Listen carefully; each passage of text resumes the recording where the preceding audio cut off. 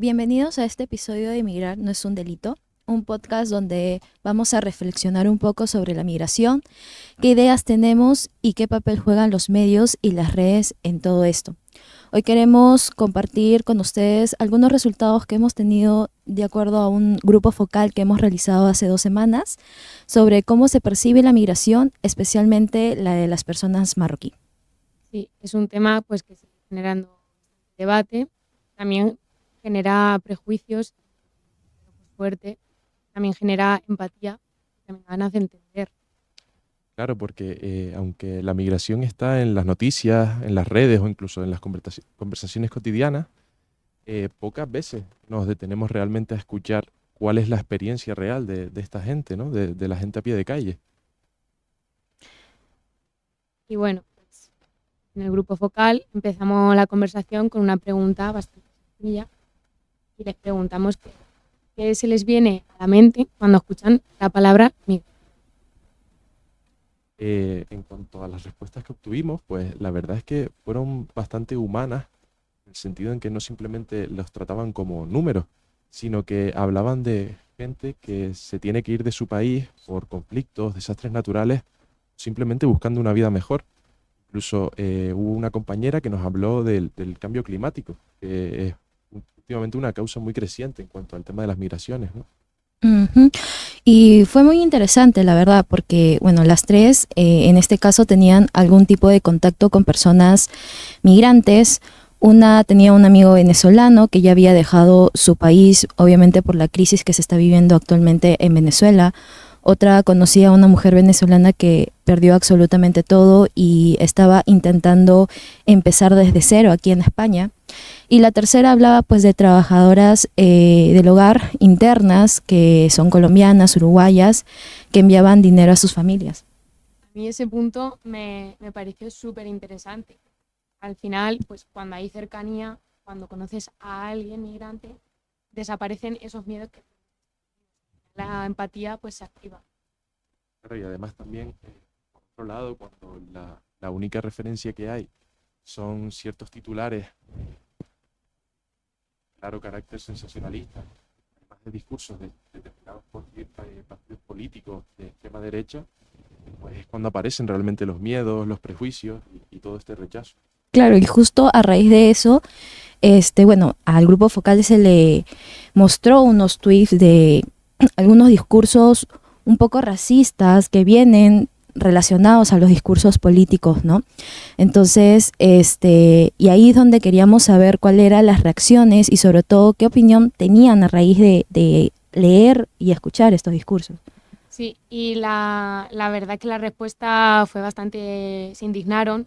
De hecho, una de ellas dijo explícitamente que se acogen en el miedo y en el odio para movilizar a la gente. Al final, pues es mucho más fácil confirmar lo que ya piensas que el buscar la verdad. Y pues esta frase resume lo que está pasando hoy en día. Sí, totalmente. Además, incluso otra de las compañeras a las que entrevistamos, pues añadió que los prejuicios se refuerzan debido a que los medios asocian migración con delincuencia, que esto es algo que incluso se utiliza como recurso político, ¿no?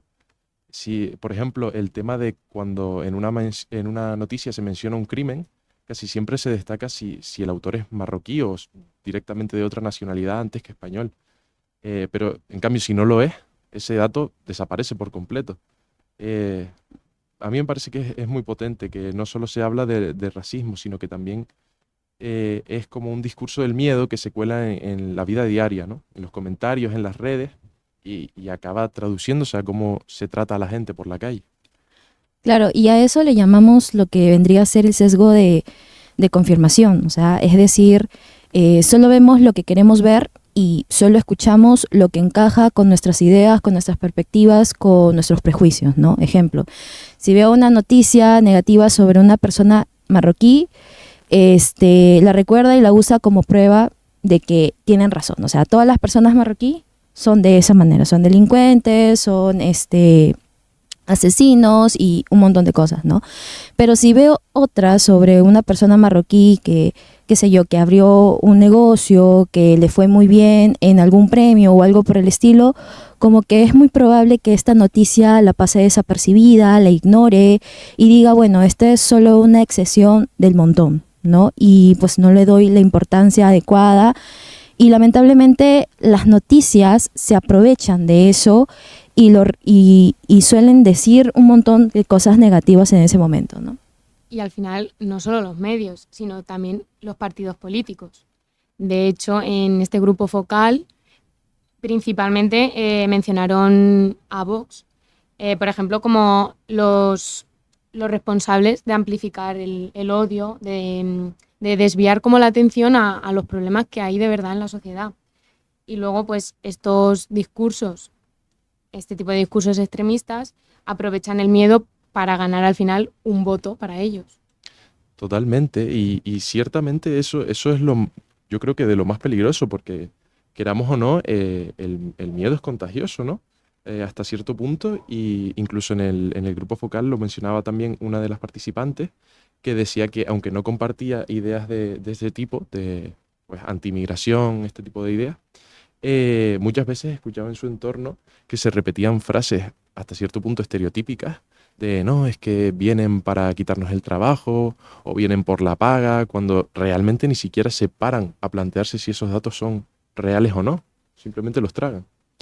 Y en realidad, pues los datos muestran totalmente otra cosa, porque al fin y al cabo las personas migrantes, en especial las comunidades marroquíes, que son muchas, según el INEI hay más de 1 millón aquí, especialmente aportan económicamente al país, ¿no? Entonces, culturalmente y socialmente también aportan a España. Entonces, pero esta información no genera ningún clic, no genera ni un follow, no genera ningún me gusta, porque es una información que a los demás no les interesa y no lo replican. Entonces, en cambio, el titular alarmista, ¿no? Sí, es algo que sí genera morbo y la gente lo replica en todo instante. Y cuando se repite algo, pues obviamente se normaliza. Así que al final terminamos asociando migración con problema, cuando en realidad no es así, ¿no? Estamos hablando de personas, de historias, personas que tienen sueños, personas que tienen muchas cosas que compartir, ¿no? Sí, evidentemente. Luego también lo tiramos un poco al tema de la educación, les preguntamos que cómo se puede combatir el racismo. Y todas, pues eso, coincidieron en la palabra educación. Claro, porque queramos o no también es una muy buena forma de empezar, ¿no? Brindar desde pequeños una educación que se base o fomente también la convivencia, la diversidad y no simplemente el miedo o el rechazo por ser diferentes, ¿no? Tenemos que fomentar el convivir con personas de otros países, que es algo normal. Claro, o sea, la educación es muy básica y también la educación mediática, o sea, saber distinguir los que son los bulos, los fake news, en este caso, ¿no? Discursos de odio, poder de alguna otra manera ser un poco más capaces de saber qué información alimentar en nuestra propia educación, ¿no? Y obviamente porque hoy la desinformación circula mucho más rápido que la verdad. De hecho, justo una de las entrevistadas del grupo dijo que las nuevas generaciones están a un clic de saberlo todo, pero también están a un clic de desinformarse. Y además, otro de los puntos que yo considero que también fue bastante importante es que mencionaron que, como algo muy sensato, que los medios dejen de dar espacio a voces que lo único que promueven es odio y mensajes en contra de ciertos colectivos. Y esto, pues al hablar de esto, tampoco es que hablemos exactamente de censura, sino de ciertamente responsabilidad social, ¿no? Promover una convivencia. Claro, o sea, de hecho, si tú le das el micrófono a alguien, o sea, es como que brindándole un poder, ¿no? Porque le estás dando ese espacio de generar más racismo, de generar más odio a la población. Entonces, como que ese discurso se va amplificando y se va tornando de alguna otra manera peligroso porque este discurso mueve personas, mueve jóvenes que de alguna otra manera se alimentan de estas ideas y se convierte pues en violencia al final de todo, pues, ¿no? Totalmente. Además también otro de los puntos que comentamos y que les planteamos a las compañeras fue que si ellas habían notado un aumento de ideas racistas en su entorno. Y aunque nos la esperábamos, la respuesta fue un poco desesperanzadora porque todas dijeron que sí.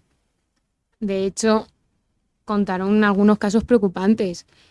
Sobre todo, una de ellas decía que en el instituto de su hermana pues habían aparecido grupos de ultras que iban a gente que estaba sola, que veían en el recreo sola, y ellos como que los captaban, les validaban todo lo que decían, y al final eso creaba que esa persona que está sola se asocia a ellos y ellos muevan la violencia a través de, al final, estas personas que han captado.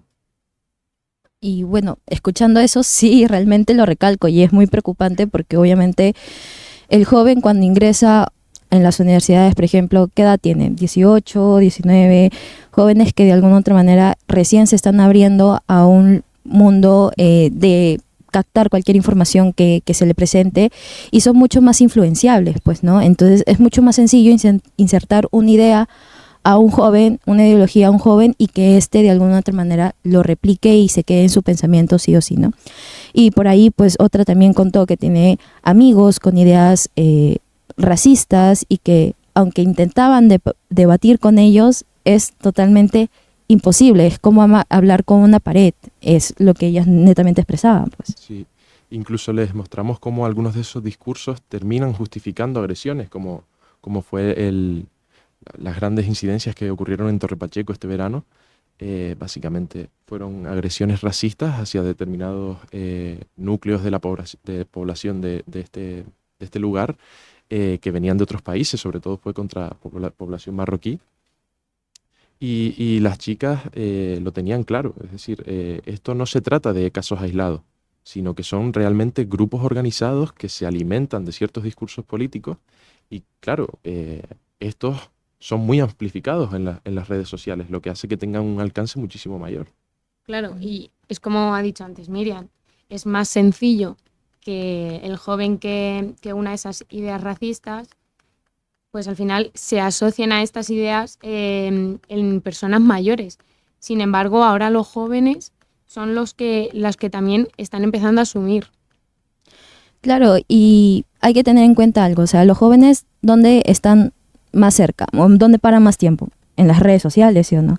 Entonces, cuando tú consumes o te sale alguna idea y de alguna otra manera le das like o algo por el estilo, pues el algoritmo hace que te salgan más información referente a ese discurso y lo escuchas todos los días, a cada rato, lo escuchas en el TikTok, lo escuchas en Instagram, lo escuchas en el Facebook, en YouTube y de alguna otra manera eso te va alimentando cada día más y sin darte cuenta pues tienes una visión un poco más sesgada del mundo, pues. Y al final es incluso, como dijo una de ellas, que es más fácil sembrar odio que cambiar una idea que una vez está ya crecido. Claro. Sí. A mí esa frase la verdad es que me dejó un poco tocada, porque es que al final es verdad, el odio se siembra con muy poco, o sea, una imagen manipulada, un tuit que pueda llegar a pensar cosas, o un titular que apele el miedo. En segundos al final en las redes sociales se comparte y pues se repite, se convierte como en verdad para mucha gente que lo lee. Claro, entonces en este caso, pues obviamente la educación es muy, pero muy importante porque de alguna otra manera esto nos va a enseñar a poder aprender y a desaprender también las ideas que nosotros tenemos referente, en este caso, a la migración, ¿no? A reconocer que todos en algún momento hemos tenido algún prejuicio y que estas ideas las podemos ir cambiando en el transcurso de lo que pasa en nuestra vida. Exacto. Y también sobre todo porque hay una percepción de que para combatir estos prejuicios se ataca directamente a las personas, pero realmente desmontar un prejuicio no es atacar a quien lo tiene, sino invitarlo a mirar desde otra perspectiva, ¿no? A ponerle cara, a humanizar a las personas a las que critican. Y esto no solo evita que se siembre el odio, sino que cultiva la empatía, la curiosidad y las ganas de conocer la realidad de otras personas. Claro, porque si es algo que realmente nos está mostrando este grupo focal y ahora que estamos aquí compartiendo y un poco reflexionando referente a eso, es que el racismo se tiene que combatir con un poco de, pues no se combate con el silencio, ¿no? O sea, lo tenemos que de alguna otra manera conversar, debatir, tener una cercanía con mucha humanidad. Sí, totalmente. Tienes, o sea, toda la razón. Además, para hacia ahí al final del grupo focal, también les preguntamos que si creen que para ellos es difícil, como para las personas marroquíes, adaptarse a España. Y pues respondieron que sí, que es difícil y que también en verdad lo sería como para cualquiera. De hecho, una de ellas dijo, si yo me fuera a vivir a Japón, pues también me costaría. Claro, o sea, por ejemplo, ahí me hace pensar en algo muy personal. O sea, yo soy peruana, llevo aquí más o menos 4 meses en España y referente a mi proceso de adaptación, no le he considerado que sea algo tan difícil, ¿no? Porque obviamente hablamos el mismo idioma, compartimos casi las mismas costumbres, en cuestión de religión pues soy cristiana y es algo que aquí en España pues se comparte un montón. Entonces, pues no me resultó complicado, pero claro, si yo me voy a Japón, si me voy a Canadá, si me voy a China, obviamente sí me va a resultar complicado. ¿Por qué? Porque me voy a ver en una barrera que es el idioma. Un idioma que no conozco y si lo manejo muy básico, entonces me va a impedir lo que es comunicarme, que es algo básico, porque voy a necesitar expresar mis necesidades, la cual no voy a poder. Entonces, obviamente sí puedo distinguir de que para las personas marroquí que vienen de otro lugar, pues es un poco complicado, ¿no? Exacto, y además es que eso mismo le pasa a esas personas marroquíes que emigran a España, que pues no solo se encuentran con la barrera del idioma, sino que además también se podría destacar una diferencia importante que es que la mayoría le hacen en situaciones muy difíciles, de extrema necesidad y donde algunos llegan incluso siendo menores de edad, sin familia, sin vínculos aquí en España, lo que significa que vienen sin una red de apoyos básica, ¿no? No tienen ni un pilar en el que poder apoyarse para pasar su estancia aquí. Además, también se encuentran con una realidad que ellos no pensaban, con una realidad completamente diferente a todo lo que ellos imaginaban. Tienen un idioma nuevo, costumbres desconocidas, una religión también que a veces pues, no se puede entender desde fuera. También una sociedad que no siempre está dispuesta a escuchar antes de juzgar, que es lo que está pasando. Claro, o sea, si ya de por sí el proceso de adaptación es complicado, o sea, imaginar hacerlo en un entorno hostil, un entorno que está lleno de prejuicios, un entorno que de alguna otra manera no te acepta, que hay en las redes sociales, inclusive en los medios televisivos, información generales sobre las personas marroquí, pues obviamente es un poco más complicado, ¿no? Donde antes de preguntarte realmente quién eres, simplemente ya te han puesto una etiqueta, ya te han juzgado por dónde vienes, por dónde has nacido, pues, ¿no? Incluso una de las compañeras lo recalcaba en el grupo focal y nos decía que la mayor barrera no es el idioma ni la religión como tal, sino los propios prejuicios que la población española tiene hacia los marroquíes, ¿no? Y que realmente si estos no existieran, esas diferencias no pesarían tanto, se buscaría más un consenso sin tanta problemática. Totalmente. Al final la adaptación, entre otras muchas cosas, pero también depende de el cómo es el que te recibe el país al que vas. Claro, o sea, y ahí es donde vemos, ¿no? O sea, si nosotros en los autóctonos, que vienen, en este caso, vienen a ser los españoles, hay una barrera como tal, ¿dónde voy a encontrar refugio? Con los míos, obviamente, o sea, y ni siquiera eso me va a permitir integrarme o buscar de alguna otra manera adaptarme a la población en la cual estoy teniendo, pues. Pero si la diferencia, alguien me tiende la mano, me apoya, me ayuda a integrarme, a participar, de repente ahí con el deporte, de repente ahí con la junta vecinal o algo por el estilo, obviamente mi integración va a ser un poco más sencillo, ¿no? O sea, es de alguna otra manera es una responsabilidad compartida que hay que tener en cuenta al momento de acoger al migrante, ¿no? Totalmente. Y bueno, o sea, realmente después de realizar el grupo focal y además de compartir nuestras propias experiencias, ¿no? Pues lo que queda claro es que migrar no es un acto de egoísmo ni de invasión por quitar oportunidades a otras personas del país al que vas a ir, sino que realmente es una necesidad. O sea, vas buscando el poder tener una vida digna sin tener que estar pues con mínimos, ¿no?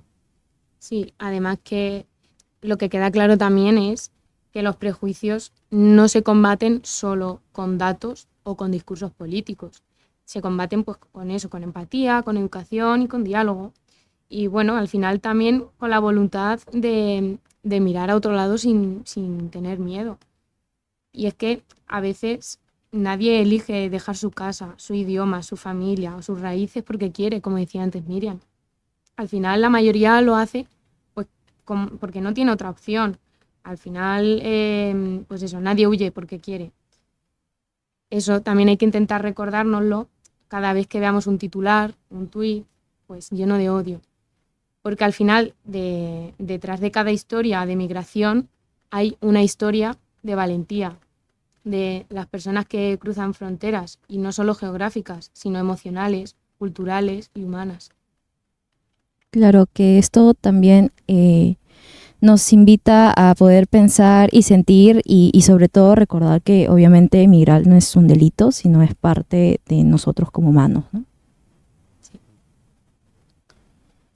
Y bueno, pues hasta aquí el podcast de Migrar no es un delito. Muchas gracias.